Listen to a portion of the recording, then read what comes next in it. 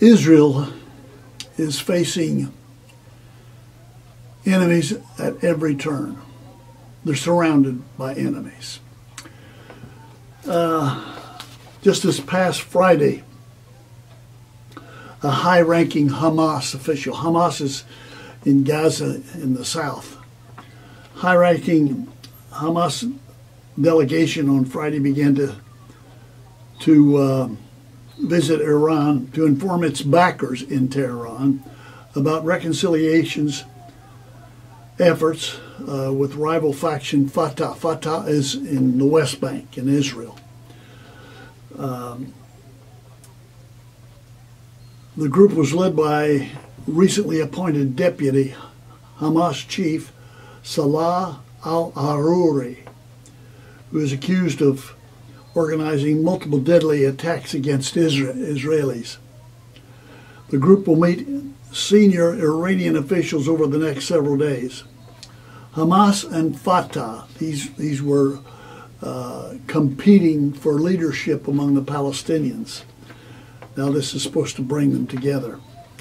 Hamas and Fatah agreed to a landmark deal to end a decade-long split to seek a form of a unity government along with other parties. By meeting Iranian officials in Tehran, Hamas blatantly ignores Israel's demands that it cut off ties with Tehran or Israel will not recognize any unity Palestinian government. Israel has said not only do they cut off ties with Tehran, but they have to disarm. Hamas will do neither. Hamas has already rejected Israel's demands and accused the Zionist regime of intervening in internal Palestinian affairs. Hamas and Iran had been at odds over the uprising against Syrian President Bashar al-Assad. As a result of Hamas' refusal to support Assad in the uprising, an angry Iran reportedly stopped supplying the terror group with weapons. This summer, however, Hamas leader Ismail Haniyeh thanked Iran for its unlimited support of the Al-Qassam brigades and its contribution to the development of Hamas military capabilities, an indication that the rift was over. And what this simply means is Israel is surrounded by its enemies, those who are dedicated to their annihilation. Hamas in the south, Fatah in the West Bank, Hezbollah in Lebanon, and then further north, Turkey, and then to the east, Iran, all committed to the destruction, the total destruction of Israel. As I thought of this, I remember the saying by the American general during the Second World War, when he was surrounded by his enemies. Surrounded, he said, now we have them right where we want them. What he meant was he could fire in any direction and hit his enemy. Now Israel has not said, now we have our enemies right where we want them.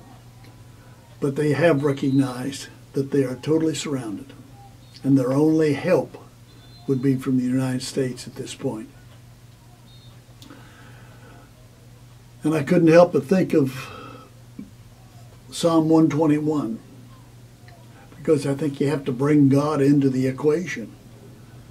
God has something to say about Israel. And one of the things that he says is Psalm 121. It says, he who watches over you will not slumber. Indeed, he who watches over Israel will neither slumber nor sleep. It's a statement of God's sovereignty, and it's throughout the scriptures. He is in absolute and total control. God is sovereign over all affairs of the universe, including Israel. And I think they can take solace and consolation in that, as can we. He's in sovereign control of us.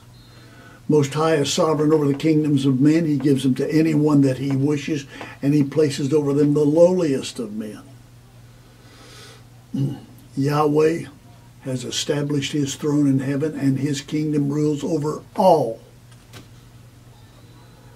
My pastor yesterday, speaking the sovereignty of God, used the analogy that Jesus uses in Matthew chapter 10. He says this, Matthew chapter 10, verse 29, "Are not 2 sparrows sold for a penny? And yet not one of them will fall to the ground apart from the will of your Father." Not a sparrow will fall to the ground apart from the Father's will. So Jesus says, don't be afraid. You are worth more than many sparrows. You are worth more than many sparrows. Israel is worth more than many sparrows. You are worth more. I'm worth more. His eye is on the sparrow. We need not be afraid. Till next week, O Ki Yavo Shiloh, until Messiah comes, Yivoreka Yahweh. Yahweh bless you. Bless those you love. Bless those who love you.